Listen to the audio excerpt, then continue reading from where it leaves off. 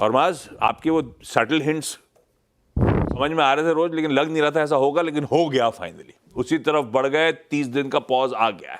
पहले तो क्या क्या हुआ सिलसिलेवार तरीके से समझाइए और किस तरह से ग्लोबल मार्केट उसको ले रहे हैं। Good morning. गुड मॉर्निंग आशीष। और ये एक तरह से अगर देखा जाए तो ये होना भी था, क्योंकि पहले भी ये हो चुका है कोलंबिया के साथ। मगर हम ये भी बात कह रहे थे कि जिस तरह के टैरिफ्स का मामला कुछ अलग, वो मामला थोड़ा अलग था।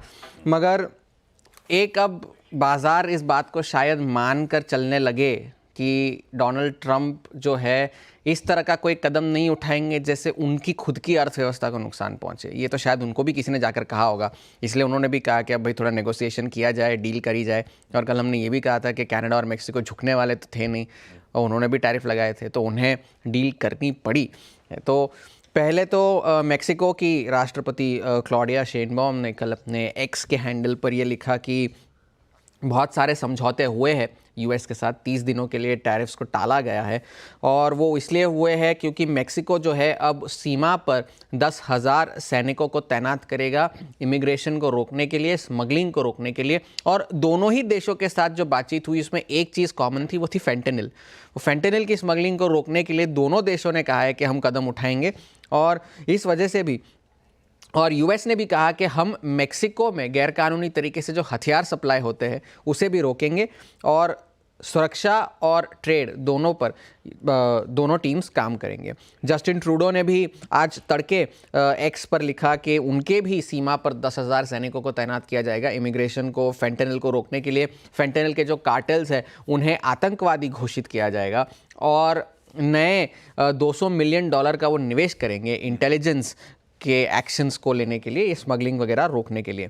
तो इसके बाद हुआ ये कि जो कनेडियन डॉलर और मैक्सिकन पेसो, जो कि दुनिया की सबसे वर्स्ट परफॉर्मिंग करेंसीज थे कल तक, वो अब दुनिया के बेस्ट परफॉर्मिंग करेंसीज हो गए, क्योंकि उन्होंने अपने सारे लॉसेस जो है रिकवर कर लिए। कैनेडियन डॉलर में 1% की तेज़ी थी, मैक्सिकन पेसो में लगभग 2% की तेज़ी थी।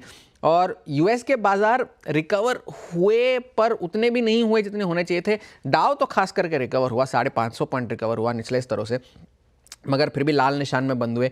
S&P 500 में भी 70 पॉइंट की रिकवरी देखने मिली, मगर फिर भी लगभग 3/4% का नुकसान था। नैस्डैक में भी 1% का नुकसान था। तो ये तो रही मेक्सिको और कनाडा की बात। अब चीन कह रहा है भाई हमारा क्या, चीन पर तो अभी भी टैरिफ लगने हैं। मगर डोनाल्ड ट्रंप ने कहा है कि मैं शी जिनपिंग से बात करूंगा, बातचीत शायद अगले 24 घंटों में हो, तो वहाँ पर भी कोई निष्कर्ष निकल कर आए। चीन के बाजार आज भी बंद हैं, कल से, आज बंद है क्या? कल से शुरुआत होगी उनकी ट्रेडिंग की, रिजम्पशन कल होना है। तो शायद ये टाइम भी इस तरह से किया गया था कि बाजार खुलते खुलते ये सारा मामला जो है निपट जाए, ताकि कोई बड़ा रिएक्शन वहाँ देखने ना मिले।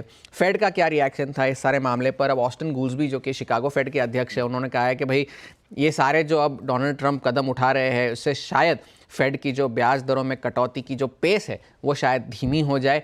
हमें ध्यान से चलना होगा, ध्यान में रखकर चलना होगा कि ये सारी अनसर्टेनिटीज़ अब हमारे बीच में है, तो महंगाई जो है शायद और बढ़ने लग जाए, तो ब्याज दरों में कटौती थोड़ी सी धीमी होनी चाहिए। अब एनालिस्ट का क्या कहना है? अब एनालिस्ट ने ये कहा है कि भाई जो ऐसे स्टॉक्स है जिनका वैल्यूएशन बहुत ज़्यादा है, जो सबसे ज़्यादा महंगे हैं, बिग टेक की तरफ इशारा था ये जेपी मॉर्गन का, और उन्होंने कहा कि वो सबसे ज़्यादा वल्नरेबल है, रिस्की है, कि अगर ऐसी कोई टैरिफ लग गई, ट्रेड वॉर हो गया, तो उन्हें सबसे ज़्यादा नुकसान पहुंच सकता है। ये जेपी मॉर्गन का कहना था। गोल्डमैन सैक्स ने भी कहा कि S&P 500 में एक 5% डाउनसाइड की रिस्क है अगले कुछ महीनों में इस सारी अनसर्टेनिटीज़ को लेकर। और आरबीसी कैपिटल मार्केट्स ने भी यही कहा है कि एक ड्रॉडाउन 5 से 10% के बीच का इस साल S&P 500 में आ सकता है।